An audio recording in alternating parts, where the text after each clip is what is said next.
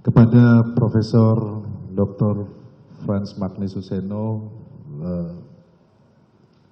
terima kasih sudah berkenan menjadi ahli pada hari ini, merupakan guru besar emeritus Sekolah Tinggi Filsafat Triyakara, Jakarta.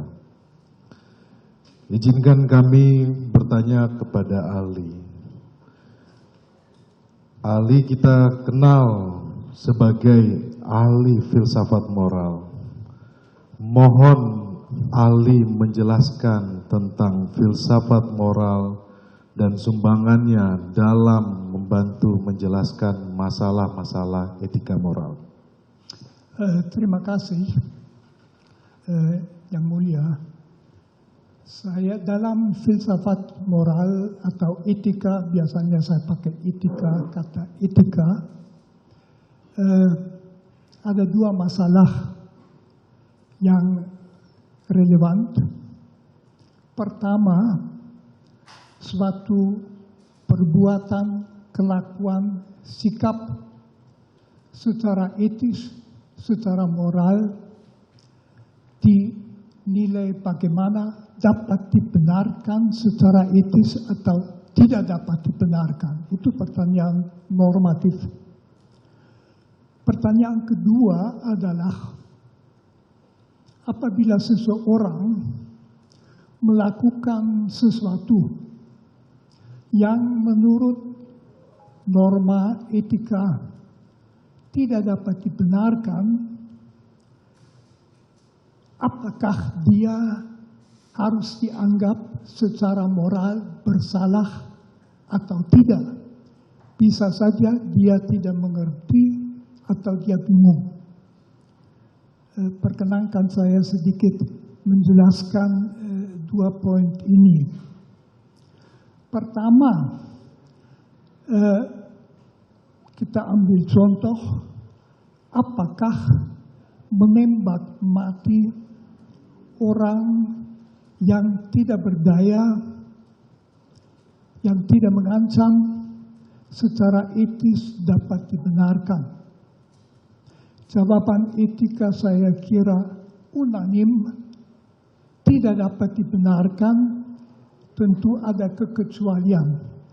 Satu kecualian itu misalnya Algojo dalam menjalankan hukuman mati sesuai dengan undang-undang yang berlaku. Yang satu itu di dalam sebuah pertempuran para kombatan boleh menembak sampai bunuh. Yang ketiga dalam rangka membela nyawa, baik nyawa sendiri dari bela sendiri maupun nyawa orang lain, itu kekecualian. Kecuali dalam tiga kasus ini secara etis jelas menembak mati orang adalah pelanggaran yang berat. Masih poin kedua yang penting di dalam rangka normatif. Apakah orang yang berhak memberi perintah dapat memerintahkan orang lain melakukan sesuatu, misalnya menembak orang yang sudah tidak berdaya sampai mati atau tidak? Di situ juga etika itu jelas jawabannya, memerintahkan sesuatu yang secara etis salah berat, tidak bisa dan tidak ada kewajiban untuk menaatinya, malah perintah yang tidak etis wajib ditolak. Itu yang pertama secara normatif.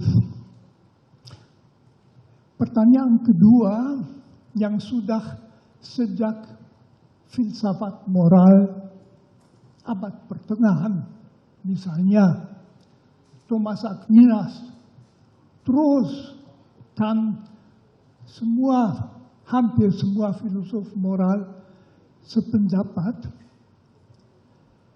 ada pertanyaan lain yaitu mengenai kebersalahan orang yang melakukan sesuatu yang secara etis tidak dapat dibenarkan.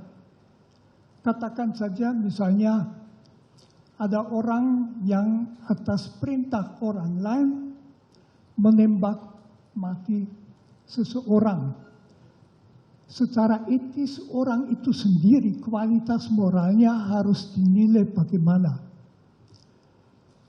Jawaban di dalam etika itu sebetulnya itu tergantung dari kesadaran orang itu pada saat itu. Misalnya tergantung dari suara hati. Suara hati mengatakan apa pada saat itu. Bisa saja dia bingung karena dia berhadapan dengan dua norma. Yang satu itu mengatakan menembak mati orang yang sudah tidak berdaya, tidak bisa dibenarkan, titik. Yang kedua, dia diberi perintah oleh orang yang berhak memberi perintah, wajib ditaati supaya melakukannya. Lalu dia harus mengikuti yang mana?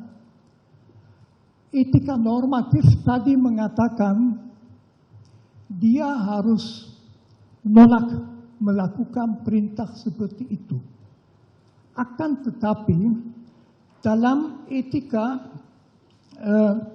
yang memeriksa kebersalahan seseorang dan itu penting, akan ditanyakan apakah dia mempunyai cukup kejelasan.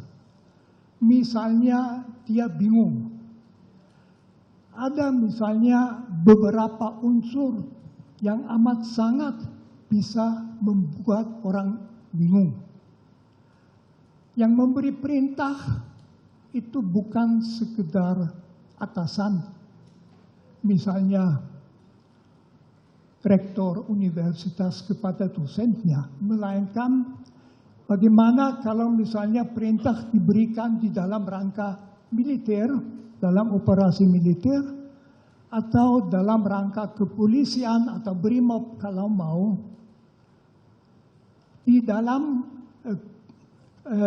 dalam situasi itu, melaksanakan perintah adalah budaya yang ditanamkan di dalam orang-orangnya. Kita di Indonesia tahu sering suka pakai istilah laksanakan. Laksanakan, datanya you anggap tepat atau tidak, bukan, laksanakan. Atau istilahnya siap. Siap. Dan jadi pokoknya orang itu mungkin juga perlu di dalam situasi. Nah, tambah pertimbangan begini.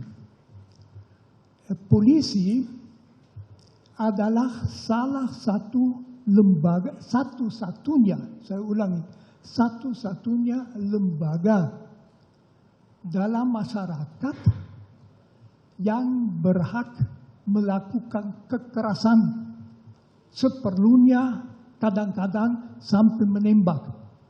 Polisi dalam melaksanakan undang-undang boleh memegang orang, mendorong orang, menangkap orang, menahan orang dalam situasi yang membenarkan, boleh menembak. Jadi bagi seorang polisi, rem psikis terhadap menembak mati orang tentu lain daripada orang biasa yang tidak di dalam situasi itu. Lalu faktor yang amat sangat menentukan kebersalahan, apakah orang betul bersalah atau tidak, yang juga akan kelihatan dari apakah dia kemudian menyesal atau tidak. Kalau tidak menyesal, ya tidak bisa dikatakan ada kebingungan. Tetapi kalau dia bingung karena berada di bawah pressure waktu. Jadi bukannya dia disuruh oleh atasannya melakukan sesuatu yang tidak benar, tetapi sekarang juga lakukan. Itu tipe perintah yang amat sulit secara psikologis dilawan. Karena siapa dia? Mungkin dia orang kecil, jauh di bawah yang memberi perintah. Udah biasa, laksanakan. Meskipun dia ragu-ragu, dia bingung. Itu tidak berarti bahwa sama sekali tidak ada kesalahan. Tetapi itu jelas menurut etika sangat mengurangi kebersalahan. Saya tidak memakai istilah bisa dimengerti, itu terlalu banyak. Menurut saya, tapi itu saya pendapat, tentu orang mestinya tahu tidak bisa, tetapi dalam situasi bingung. Dalam budaya perintah laksanakan. Berhadapan dengan atasan yang sangat tinggi mungkin ditakuti. Kebebasan hati untuk masih mempertimbangkan dalam waktu berapa detik yang tersedia mungkin tidak ada. Mungkin ini dulu yang mau saya katakan.